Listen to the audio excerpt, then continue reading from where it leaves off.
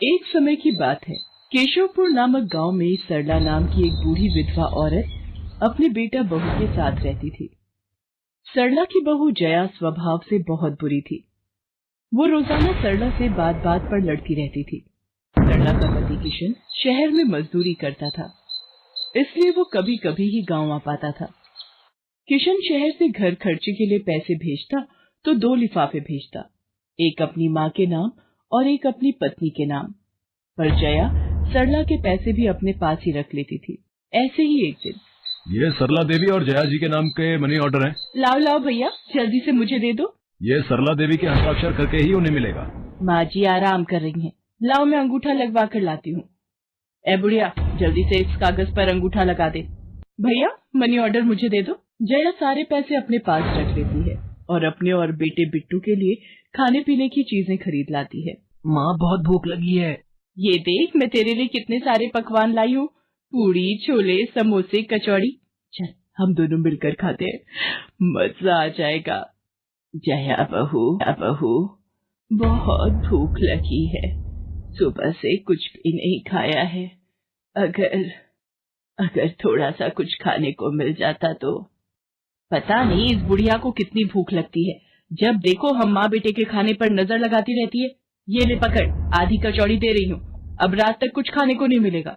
और तुझे तो मैंने बोला था कि कपड़े धो देना, तेरे से अभी तक कपड़े नहीं धुले। ये कचौड़ी खाकर चुपचाप सारे कपड़े धो देना, नहीं तो मुझसे बुरा कोई नहीं होगा। बेचारी सरला कचौड़ी का एक टुकड़ा खाकर भला क्या पेट भरती। वो फिर से दोबारा काम पर लग जाती है। एक दिन किशन शहर से वापस आने वाला था।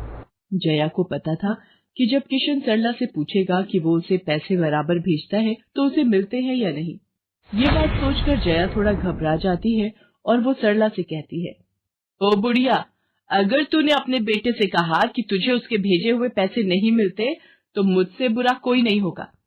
वो तो एक दिन रहकर चले जाएंगे, उसके बाद जो मैं तेरा हाल करूंगी ना, फिर तू देखती रह जाएगी। इसलिए अपने बेटे के सामने दुखड़े रोने की कोशिश मत करना। नहीं बहू, मैं किशन को कुछ नहीं कहूंगी। माँ मैंने तुम्हें पैसे भेजे थे, वो तुम्हें मिल गए थे ना? अरे आप बिना कैसी बातें करते हो, माँ जी को मैं बराबर से पैसे देती रहती हूँ। माँ जी ये लो गरम गरम पनीर के पकौड़े, आप भी खाओ। किशन 2 दिन रहकर शहर वापस चला जाता है। जया फिर से अपने रूप में आ जाती है।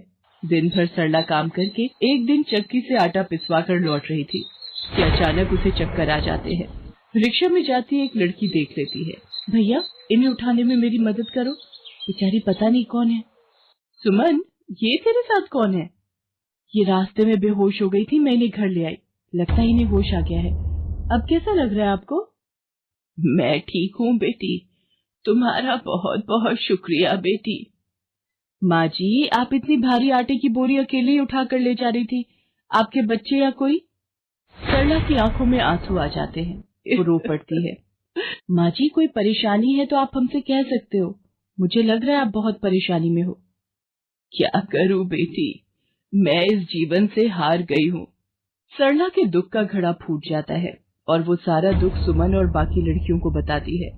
अब इस संसार में जीने की कोई इच्छा नहीं है मेरी। माँ जी ऐसा मत सोचिए, आप जीवन से यूं निराश मत होइए। अब आप अपनी बहू के पास वापस मत जाना, आप यहाँ हमारे साथ रहो। बेटी तुम बहुत अच्छी हो, भगवान तुम्हारा भला करे। तुम लोग यहाँ गांव में रहती हो क्या? जी माँ जी, हम मेहंदी वाली हैं, हम लोग मेहंदी लगाने का काम करती हैं और आसपास के गांव और शहरों में मेहंदी लगाने जाती हैं। क्या मैं भी ये काम सीख सकती हूँ? क्यों नहीं, बिल्कुल, और ये तो बहुत अच्छी बात है, हमारे ग्रुप में आप भी जुड़ जाओगे, मैं आपको मेहंदी लगाना सिखाऊंगी। सरला अब उन लड़कियों के साथ ही रहने लगी और कुछ ही समय में वो बहुत अच्छी मेहंदी लगाना सीख गई।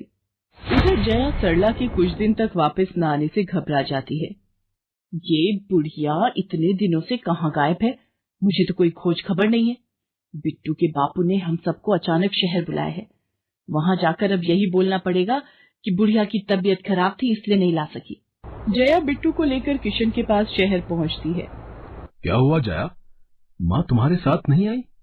वो माँ जी की तबीयत कुछ ठीक नहीं थी, इसलिए मैंने उन्हें बोला कि वो गांव में ही रहें। बेकार में सफर करती तो उनकी तबीयत और खराब हो जाती।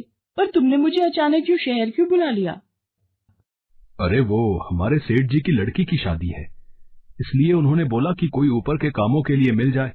मैंने सोचा तुम्हें बुला लेता हूँ, और माँ भी थोड़े दिन के लिए मेरे पास रह लेगी। चलो कोई नहीं, मैं तुम्हें मालकिन से मिलवा देता हूँ।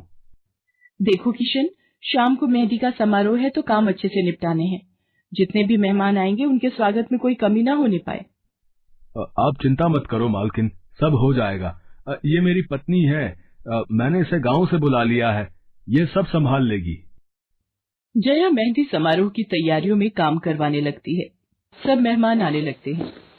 रिचा, मेहंदी वाली अभी तक नहीं आई, कितने बजे का टाइम दिया था?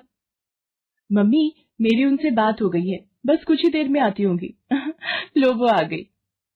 माँ जी, ये यहाँ कैसे?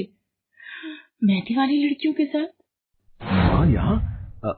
जया, तुम तो कह रही थी कि माँ बीमार है और गांव में है, पर माँ मेहंदी वाली लड़कियों के साथ क्या कर रही है? मुझे कुछ समझ नहीं आ रहा। मैं माँ के पास जा रहा हूँ। माँ। बेटा तू, आप मेरे साथ इधर आइए, मैं आपको सब बताती हूँ। ये लड़की इनको सब कुछ बता देगी। शायद आप नहीं जानते हैं, आपकी पत्नी ने आपकी माँ पर बहुत जुल्म किए हैं, इसीलिए ये बेचारी अपना घर छोड़कर हमारे साथ रहने को मजबूर थी। सुमन किशन को सारी सच्चाई बताती है। सरला की आंखों में आंसू आ जाते। किशन सबके साथ जब घर आ जाता है। जया, तुम्हें शर्म आनी चाहिए। तुमने मेरी माँ के साथ इतना बुरा व्यवहार किया। तुम्हारी वजह से मेरी माँ दर दर भटक रही है। अब तुम मेरे साथ एक पल भी नहीं रहोगी। बिट्टू को मैं पाल लूंगा। अभी के अभी अपने मायके निकल जाओ। ऐसा मत कहो, मैं आप लोगों के बिना कैसे रहूंगी? मुझे माफ कर दो, मुझे माफ कर दो, मेरे से गलती हो गई। माँ जी, मुझे माफ कर दो। किशन बेटा, मैं किसी से भी नाराज नहीं हूँ। जया बहू को माफ कर दे। गलती इंसान से ही होती है बेटा। मैंने जया बहू को माफ कर दिया। किशन जी, आप चिंता मत कीजिए, आपकी माँ जी अब हमारे साथ ही काम करेंगी।